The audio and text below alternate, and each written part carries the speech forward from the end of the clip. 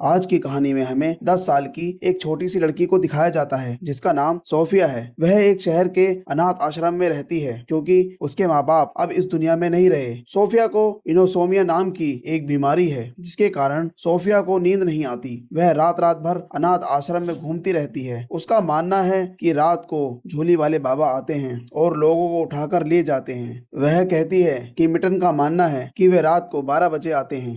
बाकी बच्चे सोचते हैं कि वे 1 या 2 बजे आते हैं, लेकिन सोफिया का यह मानना है कि वे रात 3 बजे आते हैं। रात को 3 बजे जब अनाथ आश्रम में सारे बच्चे सो रहे होते हैं तभी बाहर से एक आवाज आती है। वहाँ जो बिल्ली होती है वह बाहर चली जाती है। सोफिया भी अपने बिस्तर से उठती है, बालकनी में आती है और देखती है कि कुछ बिल्लियां डस्टबिन गिराकर भाग रही हैं। तभी घर के पीछे एक बहुत बड़ा हाथ आ जाता है। वह हाथ डस्टबिन को उठाकर ठीक कर देता है। उसके तुरंत बाद वहाँ एक बहुत बड़ा दैत्य सामने आ जाता है। सोफिया उसे देख लेती है और वह दैत्य भी सोफिया को देख लेता है। डरकर सोफिया अपने बिस्तर में आ जाती है, लेकिन वह दैत्य खिड़की के पास आता है और सोफिया को उठाकर अपने साथ ले जाता है। लेकिन वह दैत्य इंसानों से बच रहा होता है। जब भी उसके सामने कोई इंसान आता है तो वह कभी रूप बदलकर एक लैंप पोस्ट बन जाता है या कभी किसी गाड़ी के ऊपर अपने आप को सामान की तरह ढाल लेता है। वह खुद को लोगों और दुनिया से छिपा रहा होता है। इसके बाद वह दैत्य सोफिया को लेकर भागता है। वह कई नदियों और झरनों को पार करता हुआ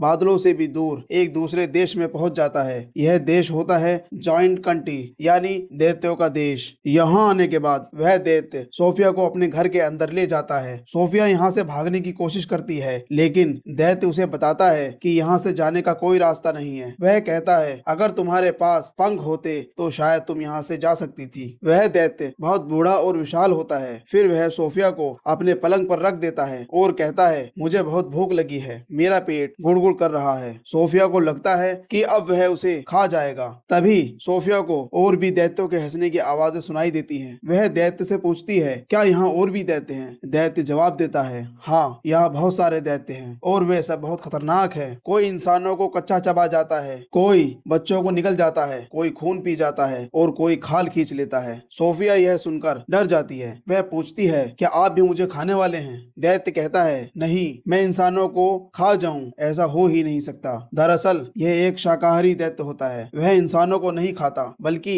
एक खास तरह की सब्जी जिसे कक्कड़ भुजा कहा जाता है वह उस सब्जी को खाता है। यह सब्जी स्वाद में बिल्कुल भी अच्छी नहीं होती, लेकिन दैत्य मांस नहीं खाना चाहता, इसी कारण वह इसे खाकर अपनी जिंदगी का गुजारा करता है। सोफिया उससे पूछती है तुम मुझे यहाँ क्यों लेकर आए हो? दैत्य बताता है दरअसल तुमने मुझे देख लिया था। अगर तुम चिल्लाकर शोर मचाती तो सबको मेरे बारे में पता चल जाता। इसके बाद इंसान मुझे पकड़ लेते और साथ ही इस दैत्य देश में भी आ जाते। यहाँ जितने भी दैत्य हैं उन सबको इंसान मार देते। इसी वजह से मुझे तुम्हें यहाँ लाना पड़ा। अब तुम्हें अपनी पूरी जिंदगी यहीं बितानी होगी। सोफिया कहती है नहीं, मैं यहाँ से भाग जाऊंगी। दैत्य उसे चेतावनी देता है यहाँ से जाने की गलती भी मत करना, क्योंकि बाहर जो दैत्य हैं वे और भी खतरनाक हैं। वो दैत्य इंसानों को कच्चा चबा जाते हैं। इसके बाद वह दैत्य सोफिया को वहाँ पर रखी हुई एक बहुत बड़ी नाव के ऊपर ले जाता है। यह वह जगह होती है जहाँ से नाव वाले दूरबीन से आगे का रास्ता देखते हैं। सोफिया वहाँ बैठती है और देखती है कि दैत्य अपने बैग से कुछ बोतल्स निकालता है। इन बोतल्स के अंदर चमकती हुई रोशनी होती है। सोफिया उससे पूछती है यह क्या है? दैत्य जवाब देता है यह सपने हैं। सोफिया कहती है मैं तो सोती ही नहीं, मुझे सपने नहीं आते, क्योंकि उसे इनोसोमिया है। इसके बाद वह दैत्य सोफिया की उस किताब को उठाता है जिसे वह अपने साथ यहाँ तक लाई थी। यह एक कहानी की किताब होती है। दैत्य उस किताब को पढ़ना शुरू करता है और धीरे धीरे सोफिया को नींद आ जाती है। जिसके बाद वह दैत्य जो वहाँ कुर्सी पर बैठा होता है एक दूसरी जगह जाता है। वहाँ से वह एक बोतल के अंदर से चमकती हुई रोशनी निकालता है। तभी सोफिया की आंखें खुल जाती हैं। वह देखती है कि दैत्य नीचे नाव में सो रहा है। इस मौके का फायदा उठाकर सोफिया उस गुफा और घर से बाहर निकल जाती है। जब वह भाग रही होती है तभी उसके सामने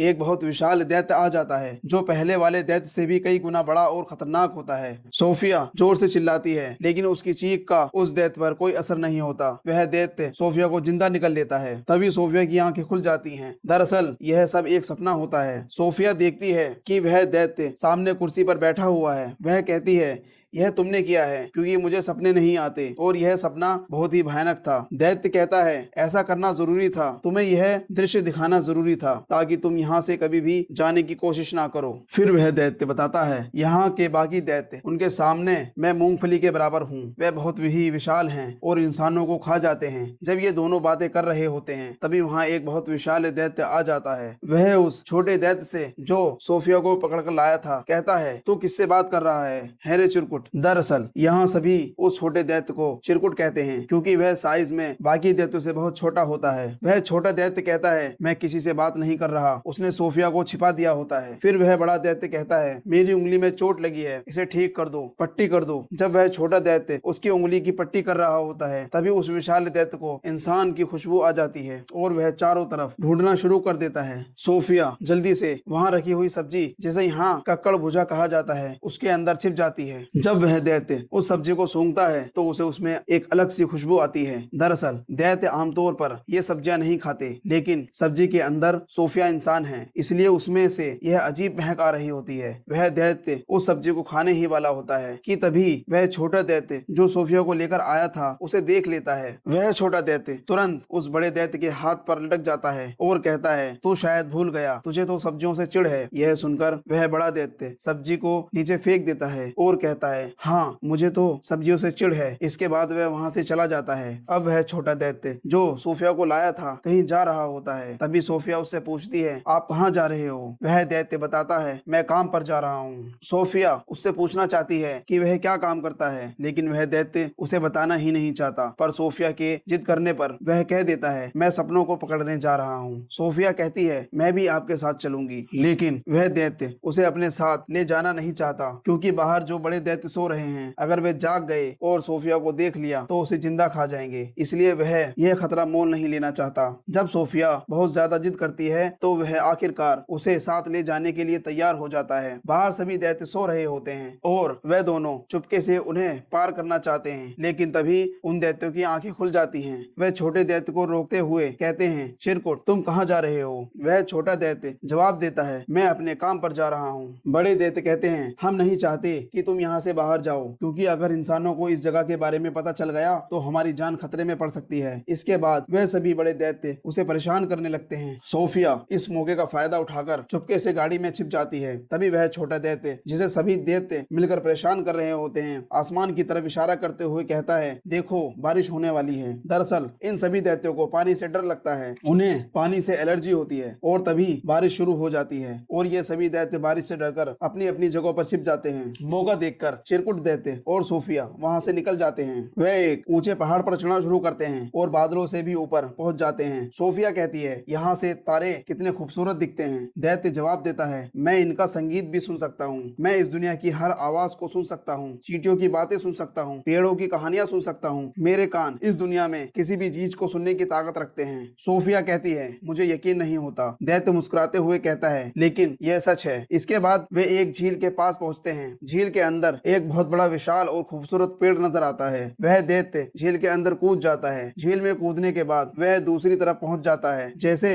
यह उस तरफ जाने का एक रास्ता हो। सोफिया भी झील में कूदती है और वह भी उस तरफ पहुंच जाती है। यह जगह सपनों का देश है। यहाँ पर जो पेड़ होता है उससे ओस की बूंदों की तरह सपने टपकते हैं। यही वजह है कि वह दैत्य यहाँ आया है सपनों को पकड़ने के लिए। सोफिया और वह दैत्य दोनों बहुत सारे सपने पकड़ते हैं, लेकिन इन पेड़ों से सिर्फ अच्छे सपने ही नहीं बल्कि बुरे डरावने सपने भी टपकते हैं। और इसके बाद ये दोनों सपने पकड़कर वापस जाने लगते हैं। अब यह दोनों एक दूसरे को अच्छे से जान चुके होते हैं। वे एक दूसरे को पसंद करने लगते हैं। वो दैत्य नन्ही सोफिया को बताता है यहाँ पर सब मुझे रंट यानी कि चिरकुट कहते हैं, लेकिन जिंदगी के एक मोड़ पर मुझे कोई ऐसा मिला था जो मुझे बिग फ्रेंडली जायंट यानी कि बड़े फरिश्ते जी कहता था। सोफिया मुस्कुराते हुए कहती है आज से मैं भी आपको बिग फ्रेंडली जॉइंट यानी कि BFG कहकर पुकारूंगी। अब ये सपने पकड़कर लंदन की गलियों में जाते हैं जहां बच्चे अपने अपने घरों में सो रहे होते हैं। BFG उनकी नींद में बहुत अच्छे अच्छे सपने डाल देता है ताकि उनकी जिंदगी में और उनके सपनों में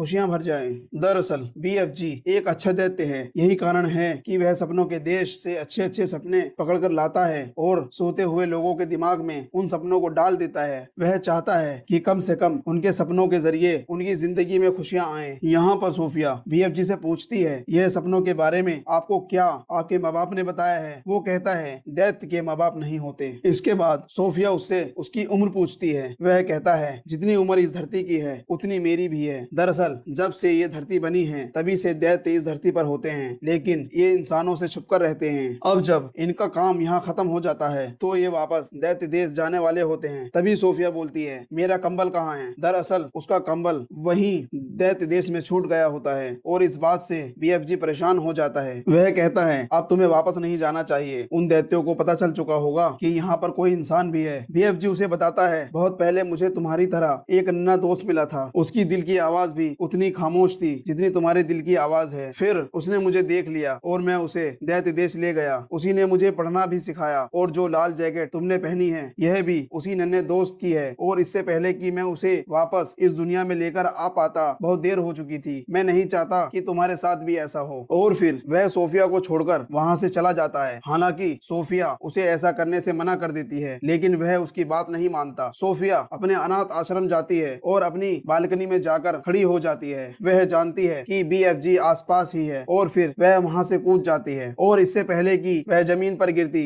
BFG आकर उसे पकड़ लेता है। सोफिया की जिद एक बार फिर से माननी पड़ती है और वह उसे वापस दैत्य देश ले जाता है। यहाँ पर सभी दैत्य उसका इंतजार कर रहे होते हैं क्योंकि उन सबको पता है कि चिरकुट के पास यानी BFG के पास कोई इंसान है और ये दैत्य किसी भी हालत में उस इंसान को खाना चाहते हैं क्योंकि इनके पास वह कंबल होता है जिसके अंदर सोफिया की खुशबू होती है। यह सभी दैत्य पूरे घर को तहस नहस कर देते हैं और जिस कंबल में सोफिया की खुशबू होती है BFG उसे जला देते हैं और फिर सभी दैत्यों को अपने घर से भगा देते हैं। अब जब सोफिया छुप रही होती है तभी वहाँ पर उसे एक तस्वीर दिखती है और यह तस्वीर होती है इंग्लैंड की महारानी की। और इस तस्वीर को देखने के बाद सोफिया के दिमाग में एक आइडिया आता है। वह BFG से कहती है, तुम एक बहुत भयानक सपना बनाओ और इस सपने में तुम महारानी को यह दिखाना कि 9 के 9 दैत्य इंग्लैंड में हैं जो बच्चों को मारकर खा जाते हैं और साथ ही इन सपने में मुझे और अपने आप को भी डालना ताकि जब हम महारानी के सामने जाएं तो हमारी बात पर उन्हें यकीन हो जाए। और BFG ऐसा ही करता है। वह एक सपना बनाता है जिसमें वह दैत्य देश में रहने वाले सभी दैत्यों की तस्वीरें डालता है, साथ में अपने आप को और सोफिया को भी डालता है और बहुत सारे बच्चों को भी। और ऐसा सपना बनाने के बाद वह सोफिया के साथ उस जगह पर पहुंच जाता है जहाँ पर महारानी रहती है और यह सपना महारानी की नींद में फूंक देते हैं। महारानी को वह सब कुछ दिखता है जो ये उसे दिखाना चाहते हैं। जब महारानी की नींद खुलती है तो वह बहुत डरी हुई होती है क्योंकि यह बहुत ही भयानक सपना होता है जिसमें दैत्य बच्चों को खा लेते हैं। महारानी इस सपने के बारे में अपनी मैड से बताती है। मैड कहती है, मैम लेकिन वह एक सपना था। और जब मैड अखबार देखती है तो कहती है, यह बहुत अजीब बात है। कल रात को बहुत सारे बच्चे अपने घरों से गायब हो गए, ठीक उसी तरह जैसे आपने सपने में देखा था। तभी रानी कहती है, पर्दे हटाओ। और जब वे पर्दे हटाते हैं तो वहाँ पर खिड़की पर सोफिया होती है। दरअसल यह चीज भी उन्होंने रानी के सपने में डाली थी और साथ ही साथ BFG को भी डाला था। इसके बाद सोफिया BFG के बारे में बताती है और रानी से वादा लेती है कि आप उसे नुकसान नहीं पहुंचाएंगी। BFG रानी के सामने आता है और उन्हें झुककर अदब से सलाम करता है। रानी भी अपने वादे को पूरा करती है। यहाँ पर जितने भी दैत्य होते हैं उनके अंदर एक बहुत बड़ी समस्या होती है कि वह किसी भी शब्द को अच्छे से नहीं बोल सकते, इसलिए BFG महारानी को महारानी के बदले मरजानी कहता है। यहाँ पर महारानी इन दोनों को बहुत अच्छे से स्वागत करती है, उन्हें अंदर बुलाती है, स्वादिष्ट खाना खिलाती है और इसके बाद यह महारानी को सारी बातें सच बताते हैं कि कैसे दैत्य देश में 9